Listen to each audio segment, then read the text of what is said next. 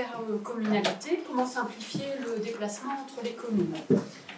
Donc les besoins identifiés étaient d'avoir un moyen de transport régulier et permanent, relier les communes alentours, notamment Franqueville-Saint-Pierre, et avec des plages horaires peut-être un peu plus larges que ce qui existe actuellement.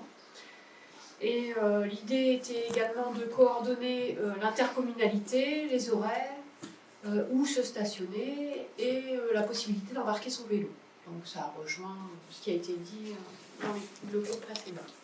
Également un point focus sur la gare de Ouassel, essayer de faciliter l'aller et le retour depuis vers la gare de Ouassel. Donc les idées, bien sûr, c'est utiliser les navettes et les bus. Je pense que ça, c'était dans les priorités qui avaient été définies dans des ateliers précédents. Donc, le besoin pour rejoindre les différentes communes, c'est faire ses courses, rejoindre les services des communes alentours, jusqu'au Rouen et donc la gare de Ouassel, se rendre au travail, également éviter les bouchons et de ce fait les diminuer. Et l'idée sous-jacente, c'est d'essayer de retrouver par les transports en commun une autonomie et une facilité de déplacement qu'on pourrait avoir avec la voiture. Donc c'est essayer d'arriver le plus possible à avoir le même service, même si ça ne peut pas être idéal, mais c'est essayer de s'en approcher le plus possible. Donc on a identifié certains tracés sur la carte. Donc, voilà. En gros, on a voulu rejoindre aussi les lignes déjà existantes. Donc on connaît beaucoup le F5. Donc au niveau de Franqueville-Saint-Pierre, donc que ce soit par le collège Hector Malot, le lycée Galilée, qui est par ici. Et puis Ménil-Lénard aussi, un petit peu plus loin.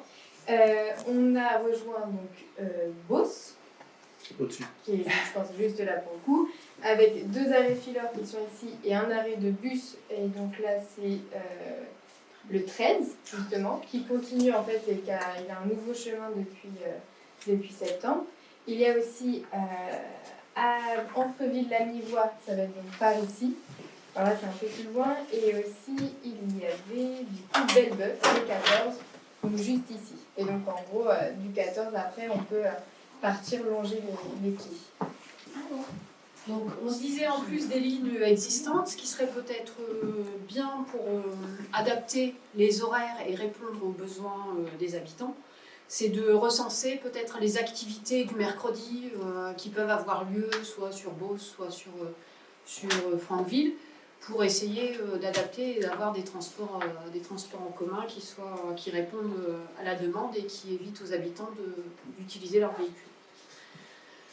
On s'est rendu compte finalement avec la documentation qu'on nous a fournie qu'il existait des lignes qu'on ne connaissait pas.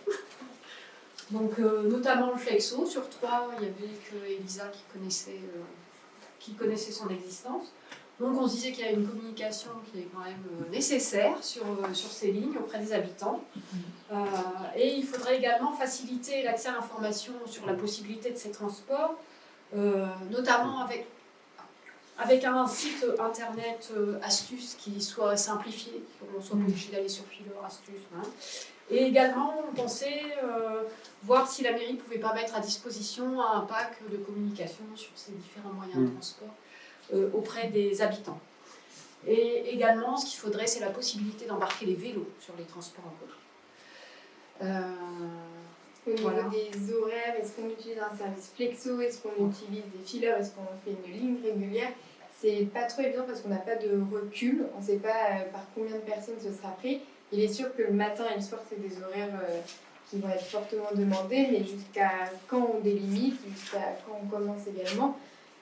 Donc je pense qu'il y a tout un recensement aussi à faire des besoins. Par exemple, on parlait, il y a une école de musique justement à Beauce, il y en a aussi à Franqueville-Saint-Pierre. Est-ce qu'il n'y a pas soit du covoiturage, soit justement essayer de voir quels sont les besoins en fait au sein de la commune. Mais c'est vrai qu'à 3, c'était compliqué pour nous de nous dire on impose tel service. Et c'est pareil, on a aussi donc rejoint la gare de Oissel, juste ici. Et donc là, à voir, c'est pareil, il y a donc toute une ligne qui passe par Bouy. Oui, et puis essayer de simplifier, parce que les trains ne sont pas toujours à l'heure. Donc pour le retour, c'est quelquefois compliqué de commander un fileur en sachant pas forcément à quelle heure on va arriver à la gare de Oissel. Donc il faudrait essayer de trouver une solution. C'est bon. Et sinon, juste dernier sujet, vite. C'était le bus scolaire, on avait abordé le sujet tout à l'heure. Donc c'est pareil, on ne savait pas toutes qu'on pouvait l'utiliser. Mais comme il est très chargé, de toute façon, ça m'étonnerait qu'on puisse l'utiliser.